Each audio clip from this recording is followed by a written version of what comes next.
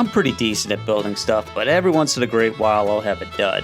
This is the original plan for the fire pit I was gonna make, and this is what ended up looking like. It got all out of whack, and it was way off my original thought. Had I taken my original steps and slowed down and built a core out of plywood, so I was going to have a 3/4 sandwich of plywood with 2x6s separating them. I was going to run rebar 1/2 inch throughout the entire thing, and then I was going to surround that thing with rebar on the outside and make a form out of this NRP plasticky vinyl panel. I was going to have 2x4s as vent holes, and I think had I executed it correctly, it would have worked.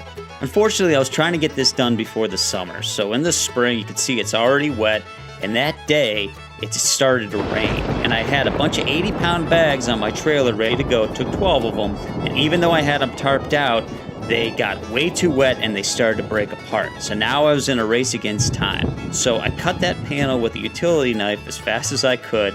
I put it inside the hole, and I secured it with sheet metal screws to keep the edges together, doing a good couple foot overlap.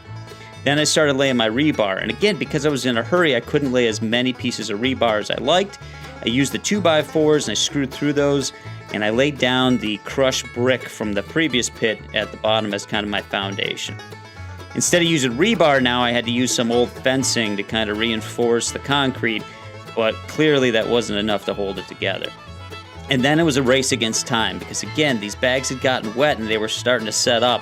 So as the sun set, I was piling in as much concrete in there before all the bags got hard.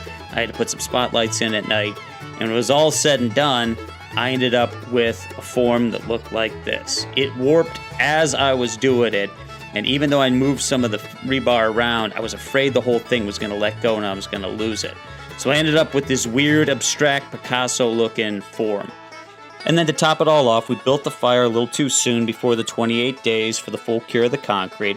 And of course, that caused cracking along 4 points of the pit there.